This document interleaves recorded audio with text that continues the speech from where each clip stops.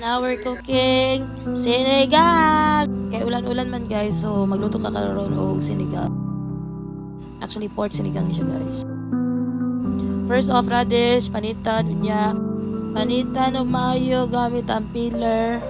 Unya slice no pinadag ko. Kani guys, natun-an ako ni kay Patong guys. Actually tapad mi karon kinatudluan ko niya. Tapos, ang kangkong, limpiwan, niya, bombay na yun. Tapos, pabukalan ng baboy. Pabukalan dito siya mayo, guys. At mumuk na siya, at majali. Tapos, ang gabi. Alam si Pato, guys, dapat kompleton dyan ang ingredients. So, gikompleto na, guys, ha. Naapoy, talong. Slice daw, pinadag ko daw. Unya, ibutang na dayon ang mga ingredients. Testing isang baboy, guys, kung umok na. Kung medyo umok na, ibutang na mga gulay. Unya, makita na ninyo si Patong na. Unya ka na, mauna siya sinigang mix, no? Di lang ipakita ang brand.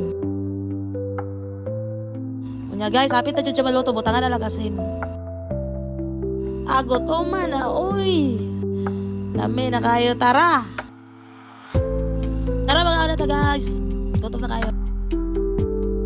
Kung gano'n na sinigang may karon kay ulan-ulan mga guys mo na sinigang na may karon. Tapos kamera pa jud duwa, so amang giluto katong amo na lang paboritong duwa. Unya ganahan jud may magsabaw-sabaw guys, panagsa kay para you know. Si Uncle kinahanglan na jud og sabaw. So mo na rin atong video guys para sa to pork sinigang ha, mga na may kami laman duwa good guys kaya ang mga anak namo nang lakaw mo taas ato sila ng birthday mo siguro. Salamat kasi inyong pagtanaw ha. Thank you for watching. Bye!